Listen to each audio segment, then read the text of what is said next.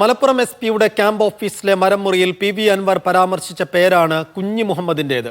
വിവാദമായ മരം വിൽപ്പനയിലെ ലേലത്തിൽ പങ്കെടുത്തിരുന്നുവെന്നും മരം വാങ്ങിയ ആളെ അറിയില്ലെന്നും കുഞ്ഞി മുഹമ്മദ് മീഡിയ വണ്ണിനോട് പറയുന്നു. ഒരു കുറ്റവാളിയെപ്പോലെയാണ് തന്നെ കാണുന്നത്. സോഷ്യൽ ഫോറസ്ട്രി വില നിശ്ചയിച്ച മരങ്ങൾ പകുതി വിലയ്ക്ക് ലേലം ചെയ്തത് നിയമപ്രകാരമല്ലെന്നും കുഞ്ഞി മുഹമ്മദ് മീഡിയ വണ്ണിനോട് പറഞ്ഞു. മലപ്പുറം എസ്.പിയുടെ ക്യാമ്പ് ഓഫീസിലെ മരമുറിയുമായി ബന്ധപ്പെട്ട് കഴിഞ്ഞ ദിവസം നടന്ന പ്രഭാഷണത്തിൽ പി.വി. അൻവർ കുഞ്ഞഹമ്മദ് എന്ന ഒരു വ്യക്തിയെക്കുറിച്ച് പറഞ്ഞിരുന്നു. കുഞ്ഞു മുഹമ്മദ് എന്ന വ്യക്തിയാണ് എന്നോടൊപ്പമുള്ളത്. വർഷങ്ങളായി മരക്കച്ചവടം നടത്തുന്ന വ്യക്തിയാണ്. ഇപ്പോ പി.വി. അൻവർ താങ്കളുടെ പേര് പ്രസംഗത്തിൽ പറഞ്ഞിരുന്നു. അപ്പോ ഈ മരം വാങ്ങിയത്, ഈ വിവാദമായ മരം വാങ്ങിയത് നിങ്ങളാണോ? ഇതിൽ നിങ്ങൾക്കുള്ളൊരു ബന്ധം എന്താണ്? MLA ആരോപിക്കപ്പെടേണ്ട മരത്തിന്റെ ലേലവുമായി ബന്ധപ്പെട്ട് ആ ലേലത്തിൽ പങ്കെടുത്തിട്ടുണ്ട്. ആ മരം ഞാനല്ല എടുത്തിട്ടുള്ളത്. എന്നാൽ ആ ലേലത്തിൽ പങ്കെടുത്തു എന്ന ആ ഉദ്ദേശം വെച്ചുകൊണ്ടായിരിക്കാം എന്ന ഇതിനെല്ലാ അന്വേഷണത്തിനും പോലീസ് വിളിച്ചുകൊണ്ട് എന്ന് ഞാൻ മനസ്സിലാക്കുന്നുണ്ട്.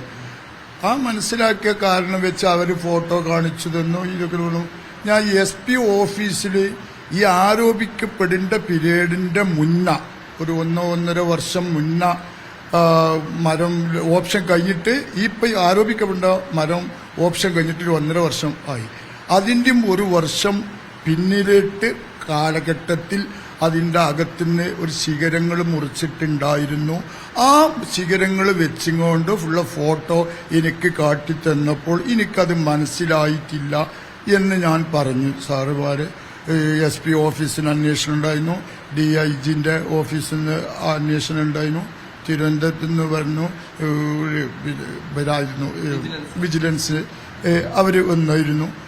എല്ലാവരും അന്വേഷണത്തിൽ ഞാൻ മനസ്സിലാക്കിയ അൻവർ സാറ് അവിടെ ഓഫീസിന്റെ മുന്നിൽ SP ബംഗ്ലാവിൽ നിന്നാണ് ഞാൻ പറയല്, ആ SP ബംഗ്ലാവിന്റെ മുന്നിൽ നിർത്തി വെച്ച് ഫോട്ടോയിൽ കാണേണ്ട മരങ്ങളുമായി എനിക്ക് പെട്ടെന്ന് ഫോട്ടോയിൽ കണ്ടുകൊണ്ട് ഒന്നും വിവരിക്കാൻ പറ്റില്ല എന്നാണ് ഈ 3 അന്വേഷണ ഉദ്യോഗസ്ഥരോടും ഞാൻ പറഞ്ഞിട്ടുള്ളത്.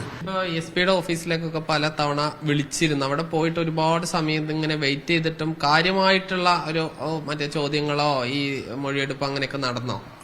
അതിന് SP ഓഫീസിൽ ഫസ്റ്റിൽ പോയി കൊടുത്തപ്പോൾ ഞാൻ അതിന് പിന്നെ കാര്യങ്ങളൊക്കെ എല്ലാം പറഞ്ഞു.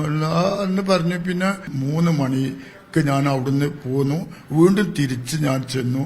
6:15 ഞാൻ വീണ്ടും SP ഓഫീസിൽ നിന്ന് പോകുന്നത്. അത് അൻവർ സാറിൽ നിന്ന് അന്ന് കഴിഞ്ഞു. 7-ാം തീയതി കഴിഞ്ഞ് 8-ാം തീയതി ഞായറാഴ്ച എനിക്കറിയില്ല. 8-ാം തീയതി 10 മണിക്ക് എന്നോട് SP ഓഫീസിൽ ചെല്ലാൻ പറഞ്ഞു. ആ SP ഓഫീസിൽ ചെന്നതിന് ശേഷം അവിടത്തേക്ക് DIG വന്നു. ഒരു 11 മണിയോട് കൂടിയിട്ട് അവിടുന്ന് വന്നാണ് സാറ് വന്ന് അന്വേഷണം നടത്തിയപ്പോൾ ഈ വിവരങ്ങളൊക്കെ ചോദിച്ചു. ഞാൻ പറഞ്ഞു എനിക്കിങ്ങനെ അറിയില്ല, ഞാൻ ഈ പത്രങ്ങളിലൊക്കെ കണ്ട വിവരങ്ങൾ ഉള്ള അറിവ് ഉണ്ട്. അതിലിങ്ങനെയാണെന്ന് വെച്ചാൽ അൻവർ സാറ് ഉന്നയിക്കേണ്ടതും ഈ ഫോട്ടോത്തിൽ കാണേണ്ട അതൊക്കെ ആയിട്ടും എനിക്ക് ഒരുപാട് അനന്തരങ്ങളുണ്ട് കാണാൻ. അപ്പോൾ അയാൾ മൂപ്പര മൊബൈലിന് ഫോട്ടോ എടുത്ത് കാണിച്ചു തന്നു. കൃത്യമായിട്ട് കാര്യങ്ങളൊക്കെ എന്നോട് അന്വേഷിച്ചു. എനിക്ക് സാറെ മനസ്സിലാവില്ലല്ലോ. അപ്പൊ സാറ് വീണ്ടും അടുത്ത് നിന്ന് എന്നോട് ഇങ്ങനെ ചോദിച്ചു, ഇത് മുറിച്ചുകൊണ്ട് ബംഗ്ലാവിന്റെ ഇന്ന ഭാഗത്താണ് ഇങ്ങനെ അന്നൊക്കെ ചോദിച്ചു പറയുമ്പോൾ ഞാൻ പറഞ്ഞു എനിക്ക് സാർ അത് അറിയില്ല, കാരണം ഫോട്ടോത്തിൽ കൂടെ എനിക്ക് മനസ്സിലാക്കാൻ കഴിയൂല, സൈറ്റിൽ നിന്നല്ലാതെ എനിക്ക് അങ്ങനത്തിന് പറഞ്ഞുതരാൻ കഴിയുള്ളൂ, അല്ലാതെ കഴിയൂല. ഞാനൊരു കുറ്റവാളികളെ കൊണ്ടെടുക്കണായിരിക്കും ഇന്നെ പോലീസ് വണ്ടിയിൽ ഇങ്ങനെ കൊണ്ടെടുക്കാനേ. അങ്ങനെ ഒരു കുറ്റവാളിയന്മാരെ ഇപ്പൊ കാണുന്നുണ്ടോ? കുറ്റവാളി ഇപ്പത്തെ വിഷയങ്ങളൊക്കെ കാണുമ്പോ ഞാനൊരു കുറ്റം ചെയ്ത മാരിക്കാണെക്കുറം ഇത് കൊണ്ടുപോകുന്നുണ്ടെന്ന് ഇപ്പൊ ഇന്നലത്തോടത്തുനിന്ന് എനിക്ക് സംശയം.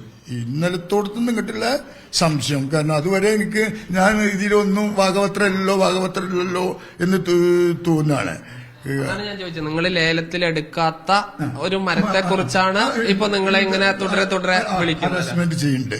ഇതിപ്പോ ഈ സാധാരണ ഫോറസ്റ്റിന്റെയോ അല്ലെങ്കിൽ ഈ PW നിങ്ങൾ പല വകുപ്പിന്റെയും മരങ്ങൾ എടുക്കുന്നുണ്ടാവും. ഇപ്പൊ സോഷ്യൽ ഫോറസ്ട്രി ആണ് ആ മരങ്ങളുടെ വില നിശ്ചയിക്കാനുള്ള അധികാരം. ആ വില നിശ്ചയിച്ച് കഴിഞ്ഞാൽ അത് ഈ ഒരു 4 ലേലത്തിന് ശേഷം ഇത്രയധികം, അതായത് 50% വില കുറച്ച് അങ്ങനെ സാധാരണ കൊടുക്കാറുണ്ടോ? അതായത് എനിക്കൊരു 20-25 വർഷത്തെ എക്സ്പീരിയൻസ് വെച്ച് ഇങ്ങനെ 50% വില കുറച്ച് ആയൊരു വസ്തുക്കൾ ഉണ്ടെങ്കിൽ ഗവൺമെന്റ് പോയിങ്ങാണ്ട് അതിന് സാങ്ഷൻ വാങ്ങിക്കൊണ്ടിരണം.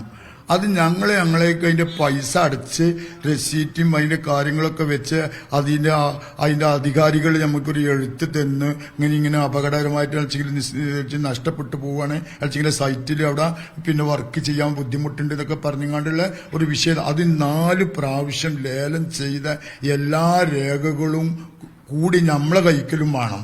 കാരണം നമ്മളെ മനസ്സിലുണ്ടെങ്കിൽ മാത്രമേ നമുക്ക് ഈ പൈസ അടച്ച് ഗവൺമെന്റ് പോയാൽ സാങ്ഷൻ കിട്ടും ചെയ്യും, കിട്ടാതെ